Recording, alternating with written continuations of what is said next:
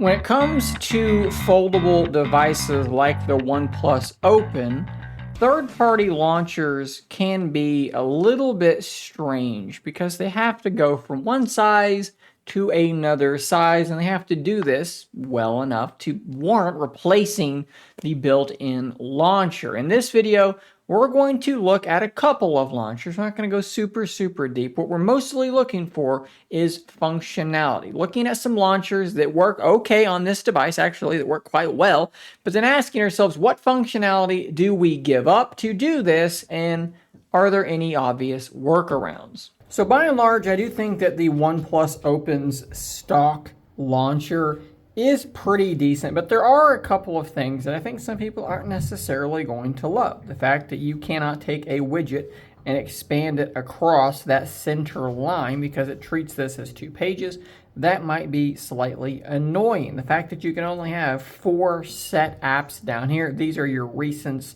and this is your recent files, and then your app drawer. I'd like to have more of these. Maybe I could get rid of some other things and expand that out. That would be cool as well. That might be slightly annoying to you. So you might, at that point, say, let's go install a third-party launcher. What's going to happen when you do that? What functionality might you lose by doing that? Let's install one and find out. So I went ahead and installed Niagara Launcher here, and right now everything looks like it might be okay. There's some more setup things I need to do. My taskbar is there, everything looks good. But if I go in and I say, let's set this as the default launcher, what happens? Well, the taskbar is now gone. So you may be asking yourself, how is multitasking going to work? Let's dive in and find out. We'll launch Twitter first. And while we don't have our taskbar, we do have the ability to do our 2-finger swipe down. And at that point, we can pretty easily launch a second app. And as you can see, Open Canvas is working just fine. How would we get a third application on here, though? Well, no taskbar.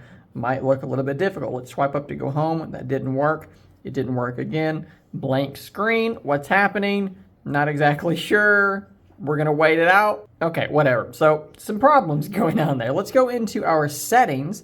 Let's go down to special features and let's look for the smart sidebar. You're going to absolutely want to turn that back on. Let's swipe up and hold, and you may see, okay, there's Twitter and Wise together. So let's go ahead and open that back up. And now we can use our smart sidebar, maybe, to grab a third application. And we can do a floating window like that, or we can release to have it in split view. So with that smart sidebar, you're going to be able to maintain most of your features, but there are still some things that aren't quite there. Let's open up Twitter again, and typically you can swipe up and hold here and go into your floating window. That is, as you can see, not functional. Just in case you're not familiar with Niagara Launcher, or you want to see how this is going to work in general, if we close the device, it does kind of reflow itself very nicely. So I would say if you want to use Niagara, use the smart sidebar. Expect that occasionally some weird things might happen, but otherwise I think it might be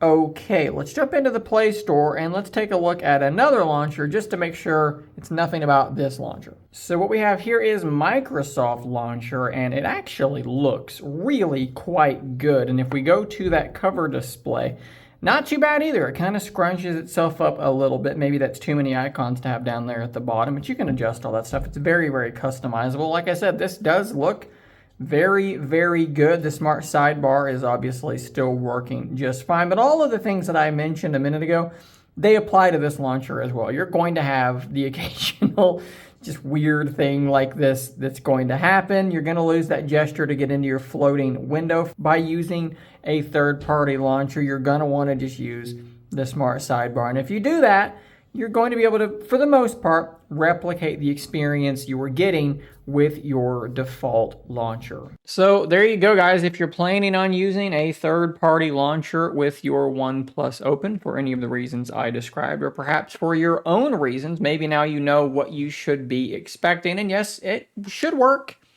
relatively well. I think I'm going to stick with the default launcher just because I don't really want to lose my taskbar. I like having that there.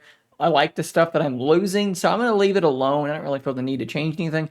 But if you wanted to know the answer to that question, hopefully that is some beneficial information for you. Hit that subscribe button before you go. I'll see you on the next one. And until next time, stay nerdy, my friends.